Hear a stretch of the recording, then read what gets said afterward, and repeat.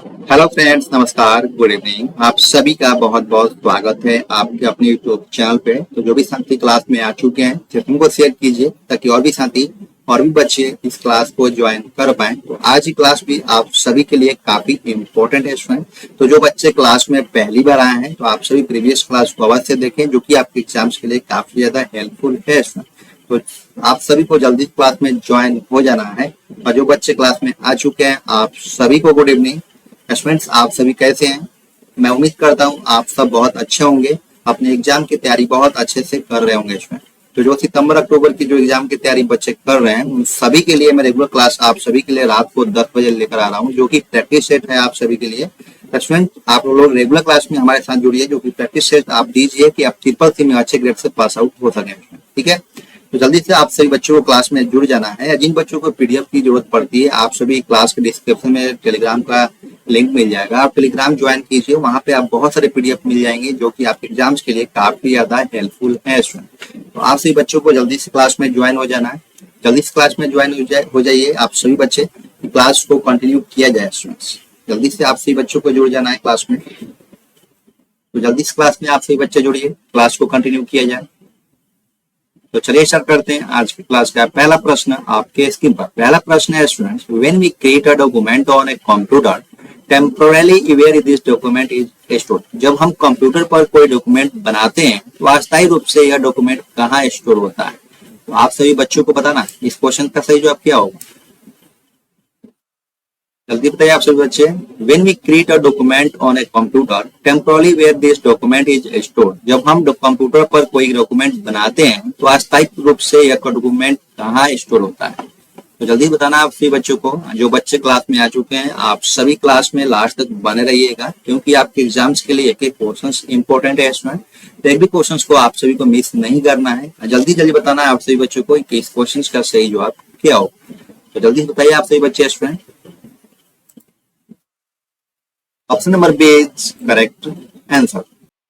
अगला प्रश्न है question number 2, in which generation of computers ULSI was used? Ultra large scale integration ULSI किस पीढ़ी के कंप्यूटर में प्रयोग होता है? आप सभी बच्चों को बताना है। बच्चों यहाँ पे एक क्वेश्चन आ रहा है जो यूएलएसआई का फुल फॉर्म भी है। तो ट्रिपल सी में कई बार इस क्वेश्चन में पूछा गया है कि यूएलएसआई का फुल फॉर्म क्या होता है।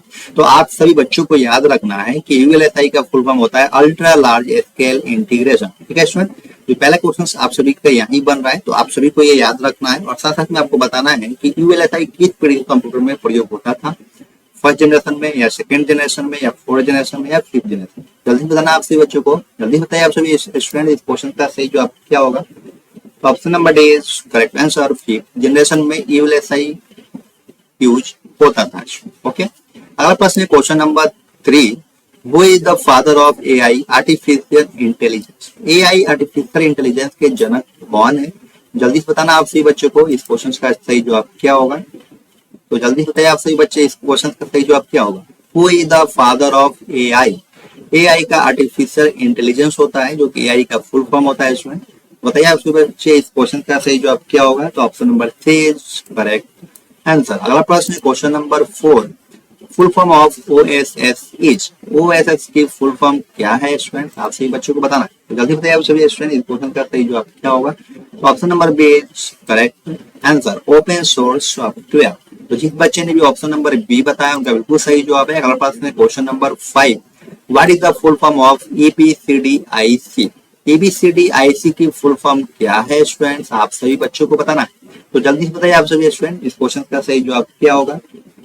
तो option number B is correct answer, extended binary coded decimal interchange code. Okay student, तो ईबीसीडीआईसी का जो फुल फॉर्म होता है वो extended binary coded decimal interchange code होता है। ओके स्टूडेंट, जिस बच्चे ने भी ऑप्शन नंबर बी बताया उनका बिल्कुल सही जवाब है। अगला प्रश्न है question number 6, the language that the computer can understand and excuse is what?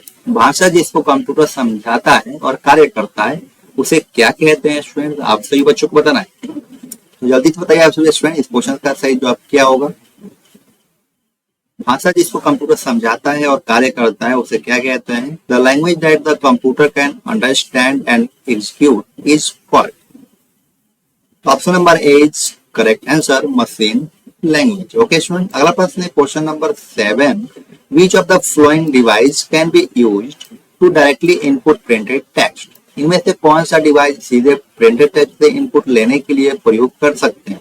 तो जल्दी से बताना आप सभी बच्चों को इस क्वेश्चन का सही जवाब क्या होगा। Option number C correct answer O C R. तो जिस बच्चे ने भी ऑप्शन नंबर सी बताया उनका बिल्कुल सही जवाब है। अगला प्रश्न है question number 8, floppy disk contents. एक फ्लॉपी डिस्क में होता है, क्या होता है स्टूडेंट्स, आप सभी बच्चों को बताना है। तो जल्दी बताइए आप सभी स्टूडेंट इस क्वेश्चन का सही जवाब क्या होगा। Option number C correct answer both circular tracks and sectors. अगला प्रश्न है question number 9, information required is faster from. इंफॉर्मेशन को पुनः प्राप्त करना किससे तेज होगा स्टूडेंट, आप सभी बच्चों को बताना है। जल्दी बताइए आप सभी स्टूडेंट इस क्वेश्चन का सही जवाब क्या होगा। जो बच्चे क्लास में आ चुके हैं आप सभी बच्चे क्लास को लाइक करना और शेयर करना बिल्कुल मत भूलिए। बताइए आप सभी बच्चे इस क्वेश्चन का सही जवाब क्या होगा। Option number B is correct answer hard disk. जिस बच्चे ने ऑप्शन नंबर बी बताया उनका बिल्कुल सही जवाब है। अगला प्रश्न है question number 10, translator is best describe as. एक ट्रांसलेटर की बेहतर परिभाषा है, क्या है स्टूडेंट, आप सभी बच्चों को बताना है। इस क्वेश्चन का सही जवाब क्या होगा। उम्मीद करता हूँ आप सभी बच्चे इस क्वेश्चन का सही जवाब दे पाएंगे स्टूडेंट। बताइए आप सभी student. Option number 8 correct answer system software. अगला प्रश्न है question number 11, which of the following is not a hardware. इनमें से कौन सा एक हार्डवेयर नहीं है। बताइए आप सभी बच्चे इस क्वेश्चन का सही जवाब क्या है। Option number D is correct answer assembler. अगला प्रश्न है question number 12, which of the following would quickest access. इनमें से कौन जल्द एक्सेस के लिए है। आप सभी बच्चों को बताना है इस क्वेश्चन का सही जवाब क्या होगा। Option number B is correct answer direct access from a hard disk. तो जिस बच्चे ने भी ऑप्शन नंबर बी बताया उनका बिल्कुल सही जवाब है। अगला प्रश्न है question number 13, which of the following is a computer code. इनमें से कौन सा एक कंप्यूटर कोड है, आप सभी बच्चों को बताना है। जल्दी बताइए आप सभी बच्चे इस क्वेश्चन का सही जवाब क्या होगा। जो बच्चे हमारे साथ लाइव सेक्शन में, जो आप लाइव में जुड़े हुए हैं हमारे साथ, तो आप सभी लाइव सेक्शन में सभी क्वेश्चंस का आंसर देना है। जो बच्चे क्लास को बाद में देख रहे हैं आप सभी बच्चों को कमेंट बॉक्स में सभी क्वेश्चंस का आंसर देना है। तो जल्दी बताइए आप सभी बच्चे इस क्वेश्चन का सही जवाब क्या होगा। Option number C correct answer ABCDIC। जिस बच्चे ने भी ऑप्शन नंबर सी बताया बिल्कुल सही जवाब है। प्रश्न question number 14, data is generally coded in 8 bit unit, such a unit is also called. Data सामान्यतः 8 बिट यूनिट में कोड होता है, इन्हें यूनिट कोड डेस भी कहते हैं। क्या कहते हैं स्टूडेंट, आप सभी बच्चों को बताना है। इस क्वेश्चन का सही जवाब क्या होगा, आप सभी बच्चों को बताना है। जल्दी से बताइए आप सभी स्टूडेंट इस क्वेश्चन का सही जवाब क्या होगा। Option number C is correct answer byte. तो जिस बच्चे ने भी ऑप्शन नंबर सी बताया उनका बिल्कुल सही जवाब है। अगला प्रश्न question number 15, which one is an open source operating system. इनमें से कौन एक ओपन सोर्स ऑपरेटिंग सिस्टम है। तो जल्दी से बताना आप सभी बच्चों को इस क्वेश्चन का सही जवाब क्या होगा। तो जल्दी से बताइए आप सभी बच्चे। जो बच्चे क्लास में आ चुके हैं क्लास को लाइक करना और शेयर करना बिल्कुल मत भूलिए student. Option number B is correct answer Linux. अगला प्रश्न है question number 16, multiple choice examination answer sheet can be evaluated by. बहुविकल्पीय परीक्षा के आंसर शीट का मूल्यांकन किसके द्वारा किया जाता है, आप सभी बच्चों को बताना है। तो जल्दी बताइए आप सभी स्टूडेंट इस क्वेश्चन का सही जवाब क्या होगा। बहुविकल्पीय परीक्षा के आंसर शीट का मूल्यांकन किसके द्वारा किया जाता है, जल्दी से बताना आप सभी बच्चों को। Option number B is correct answer OMR machine से। तो जिस बच्चे ने भी ऑप्शन नंबर बी बताया उनका बिल्कुल सही जवाब है। और प्रश्न question number 17, a program that converts a high level language program to a set of machine instruction that can run on a computer is called। Program जो हाई लेवल लैंग्वेज प्रोग्राम को मशीन इंस्ट्रक्शन सेट में परिवर्तित करता है उसे क्या कहते हैं स्टूडेंट, आप सभी बच्चों को बताना है। तो जल्दी बताइए आप सभी स्टूडेंट इस क्वेश्चन का सही जवाब क्या होगा। Option number A is correct answer compiler. अगला प्रश्न है question number 18, to create large size drawing architects and engineers often user device cut. बड़े साइज के ड्राइंग बनाने के लिए आर्किटेक्ट एवं इंजीनियर ज्यादातर किस डिवाइस का प्रयोग करते हैं, आप सभी बच्चों को बताना है। जल्दी बताइए आप सभी स्टूडेंट इस क्वेश्चन का सही जवाब क्या होगा। तो option number C is correct answer plotter. अगला प्रश्न है question number 19, laser printer resolution is specified in terms of. Laser printer के रेजोल्यूशंस को डेस्क द्वारा मापा जाता है, बताना आप सभी बच्चों को इस क्वेश्चन का सही जवाब क्या होगा। तो option number B is correct answer DPI। तो जिस बच्चे ने भी ऑप्शन नंबर बी बताया उनका बिल्कुल सही जवाब है। अगला प्रश्न है question number 20 which of the following is not an input device, इनमें से कौन सा एक इनपुट डिवाइस नहीं है स्टूडेंट्स, आप सभी बच्चों को बताना है। जल्दी बताइए सभी स्टूडेंट, इस क्वेश्चन का सही जवाब क्या होगा, इनमें से कौन सा एक इनपुट डिवाइस नहीं है। Option number C is correct answer, printer. अगला प्रश्न है question number 21, dot matrix printer is an example of impact printer. Dot matrix printer impact printer का एक उदाहरण है। बताइए आप सभी स्टूडेंट, इस क्वेश्चन का सही जवाब क्या है। स्टूडेंट्स ट्रिपल सी में ट्रू फॉल्स भी बहुत सारे क्वेश्चन पूछे जाते हैं, मतलब मिनिमम क्वेश्चन 5 और 10 के बीच में क्वेश्चन पूछे जाते हैं, तो ट्रू फॉल्स की भी आपको सभी को तैयारी रहना चाहिए। बताइए आप सभी स्टूडेंट, इस क्वेश्चन का सही जवाब क्या होगा, जल्दी से बताना आप सभी बच्चों को। Option number A is correct answer, true. अगला प्रश्न है question number 22, mouse is also called a pointing device. Mouse को पॉइंटिंग डिवाइस भी कहते हैं स्टूडेंट, बताना आप सभी बच्चों को, ट्रू होगा या फॉल्स होगा। तो मेरे प्यारे बच्चों ये हो जाएगा आपका ट्रू। अगला प्रश्न है question number 23, to be computer literate you must be able to write computer programs. Computer साक्षर होने के लिए आपको कंप्यूटर प्रोग्राम लिखना आना चाहिए। बताइए आप सभी स्टूडेंट, ये क्वेश्चन का ट्रू होगा या फॉल्स होगा। तो मेरे प्यारे बच्चों ये हो जाएगा आपका फॉल्स। अगला प्रश्न है question number 24, you can be a computer literate even though you are not a programmer. आप कंप्यूटर साक्षर हो सकते हैं यदि आप एक प्रोग्रामर नहीं है। बताना आपसे बच्चों को, इस क्वेश्चन का ट्रू होगा या फॉल्स होगा। प्यारे बच्चों ये हो जाएगा आपका ट्रू। अगला प्रश्न है question number 25, the transmission of data from a microcomputer to a mainframe computer is called uploading. एक माइक्रो कंप्यूटर से मेन फ्रेम कंप्यूटर में डाटा का हस्तांतरण अपलोडिंग कहलाता है। क्या कहलाता है स्टूडेंट, आप सभी बच्चों को बताना। इस क्वेश्चन का ट्रू होगा या फॉल्स होगा, आप सभी बच्चों को बताना है। तो option number A is correct answer, true. तो जिस बच्चे ने भी ट्रू बताया उनका बिल्कुल सही जवाब है। अगला प्रश्न है question number 26, the efficiency of the computer provides management with a tighter control over a business। Computer की दक्षता प्रबंधन को एक व्यवसाय पर सख्त नियंत्रण प्रदान करती है।